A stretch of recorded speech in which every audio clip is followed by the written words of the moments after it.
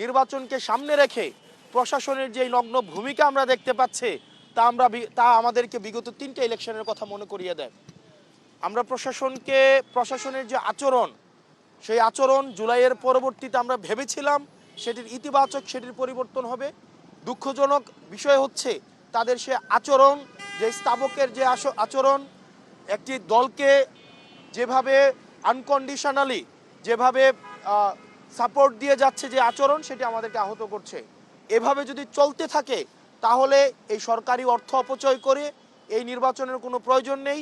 গণতন্ত্রের জন্য যেই লড়াই সংগ্রাম হয়েছে দীর্ঘ 17 বছর, বিএনপির নেতাকর্মীরা যেভাবে রাস্তায় নির্যাতিত হয়েছে, নিপীড়িত হয়েছে, এই প্রশাসনের নগ্ন আচরণকে যদি বিএনপি এন্টারটেইন করে তাহলে এই 17 বছরে যারা ইলিয়াস আলী থেকে শুরু করে যারা গুম হয়েছে, আজকের আমাদের শহীদ ওসমান হাদি পর্যন্ত যারা শহীদ হয়েছে, তাদের রক্তের প্রতি সেটি হচ্ছে অপমান করা হবে। সেজন্য বিএনপিকে গণতন্ত্র যদি রক্ষা করতে হয় তাহলে এই প্রশাসনের নগ্ন আচরণের তাদেরকেও প্রতিবাদ জানাতে হবে। আর যদি প্রতিবাদ না জানায় তাহলে জনাব তারেক জিয়া সাহেবকে নির্বাচন কমিশনারের সাথে বসে ওনারা কয়টা আসন চায় সেটি দিয়ে এই জনগণের সাথে কোনো প্রহসন করার আসলে আমি প্রয়োজন বোধ করি না। ডিসিরা, এসপিরা নগ্নভাবে এই নির্বাচনে হস্তক্ষেপ করছে। আমরা এই হলফনামা বাছাই থেকে শুরু করে আমাদের আজকে পর্যন্ত আমাদের এই তাদের যেই প্রশাসনের যেই বায়াস যে আচরণ, সেই আচরণ নির্বাচনকে কতটা হচ্ছে নিরপেক্ষ করবে সেটিতে আমরা সন্দিহান।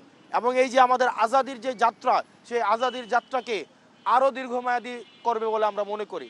সেজন্য সরকার থেকে শুরু করে নির্বাচন সংশ্লিষ্ট প্রত্যেকটি কর্তৃপক্ষ, ছাত্র জনতা এবং যারা ভোট দিবে তাদেরকে সচেতন হতে হবে। এবং আমরা নিশ্চিত করতে চাই আমাদের রক্ত যাক, আমাদের এই আজাদির সিলসিলা অব্যাহত থাকুক, এবং আমাদের হচ্ছে যদি আরও জীবন দিতে হয় আমরা সেটির জন্য প্রস্তুত।